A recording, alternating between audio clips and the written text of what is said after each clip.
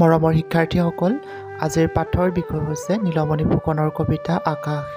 এই বিষয়টো ডিব্ৰুগড় বিশ্ববিদ্যালয়ৰ 4 বছৰীয়া স্নাতক পাঠ্যক্ৰমৰ অসমীয়া বিষয়ৰ ৪ৰ্থ ষান্মাসিকৰ অসমীয়া কবিতাৰ শীৰ্ষক কাকতৰ ৪ নং গোটৰ অন্তৰ্গত পাঠ্যক্ৰমৰ প্ৰকৃতি মাইনৰ। আলোচনাৰ বাবে কবিতাটো লোৱা হৈছে মহেন্দ্ৰ বৰা সম্পাদিত নতুন কবিতাৰ পৰা। গধূলিৰ ধূলি আৰু ধোঁৱাৰ মাজেৰে চাকিটিৰ পোহৰত দেখা পালো তোমাৰ চকুত তালপাতৰ দৰে এন্ধাৰ অকণি এখন আকাশ। কলেজীয়া গাভৰুৰ দৰে চঞ্চল কতো এটি তৰা নেদেখিলো। মেঘবোৰে হাঁহি হাঁহি ফাঁচি দিলে ধুনীয়া জোনক। কিবা এক অজান বেথাৰে উতলা তোমাৰ অকণি আকাশজুৰি দেখিলো অলেখ চিলা উৰি থকা, ৰঙা, বগা আৰু কলীয়া ৰঙৰ।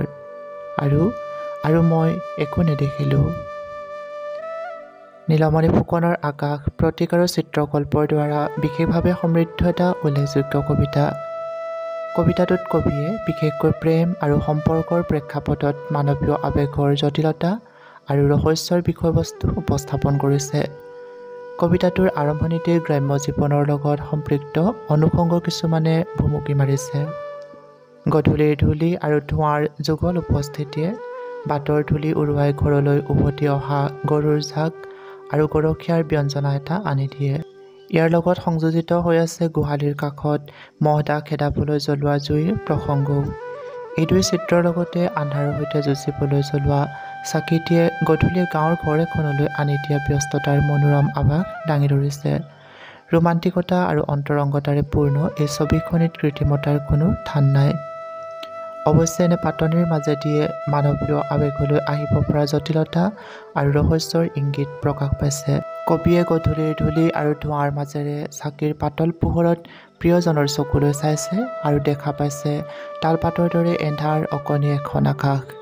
এই দৃষ্টিভংগীত প্ৰেম, আকাংক্ষা আৰু বিষাদবোধৰ ৰং মিহলি হৈ আছে। কবিয়ে প্ৰেম আৰু সম্পৰ্কৰ পটভূমিত মানৱীয় আৱেগৰ অনুসন্ধান কৰিছিল, কিন্তু এই অন্বেষণ বিষাদৰ ৰঙেৰে ভৰি পৰিছে। আত্মাৰ খিৰিকীস্বৰূপ প্ৰিয়জনৰ চকুত আছে আন্ধাৰ এখনি আকাশ। সেই আকাশত চঞ্চলতাৰ দ্যোতক তৰা অনুপস্থিত, কোমলতাৰ উৎস ধুনীয়া জোনো ওলমি আছে মেঘত। মেঘবোৰে যেন হাঁহি হাঁহি ফাঁচিহে দিছে ধুনীয়া জোনক। চাকিৰ ক্ষীণ পোহৰে প্ৰকাশ কৰা কবিৰ প্ৰেম আকাংক্ষা, আন্ধাৰ আকাশ, মেঘৰ উপস্থিতি, তৰাৰ অনুপস্থিতি আৰু মৰিব ধৰা কাচি জোনৰ ক্ষণিক উপস্থিতিৰ ওচৰত তেনেই নিস্তেজ আৰু শীৰ্ণ হৈ পৰিছে। কবিতাটোৰ দ্বিতীয় স্তৱকত এনে নিস্তেজতাৰ আভাস দাঙি ধৰিছে ৰঙা, বগা আৰু কলীয়া ৰঙৰ অলেখ চিলাই। অজান বেথাৰে উতলা প্ৰিয়জনৰ আকাশজুৰি উৰি থকা চিলাবোৰে সম্পৰ্কৰ লগত সাঙুৰ খোৱা অস্থিৰতা আৰু সংঘাতৰ অনুভৱৰ ইংগিত দিয়ে।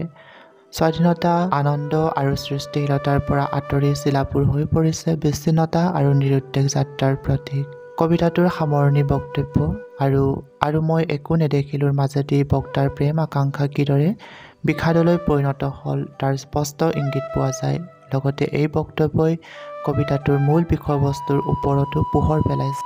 কবিতাটোত প্ৰেম, কল্পনা আৰু আকাংক্ষাই নিৰ্মাণ কৰা ৰোমান্টিক সুৰৰ প্ৰৱাহ আছে যদিও অন্তৰ্নিহিত বিষাদ আৰু আত্মনিৰীক্ষণৰ দৃষ্টিও উপস্থিত। কবিয়ে তৰাৰ অনুপস্থিতি আৰু অজান বেথাৰ উপস্থিতি লক্ষ্য কৰে। এইদৰে নীলমণি ফুকনৰ আকাশ শীৰ্ষক কবিতাটোত মানৱীয় আৱেগৰ জটিলতা আৰু বহুমুখী প্ৰকৃতি প্ৰকাশ পাইছে। কবিয়ে প্ৰিয়জনৰ চকুত বিশালতা, স্বাধীনতা আৰু সম্ভাৱনাৰ প্ৰতীক আকাশ বিচাৰি অকণি এখন আকাশ পালে যদিও সেয়া আন্ধাৰ। তাত নাই তৰাৰ চঞ্চলতা, ধুনীয়া জোনো ফাঁচিত ওলমা।